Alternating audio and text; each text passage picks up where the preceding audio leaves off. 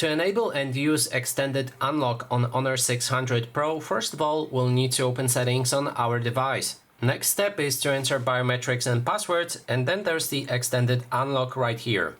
Before you're gonna use it, you also need to set up your password. When that is done, you can go to extended unlock and enter your current password.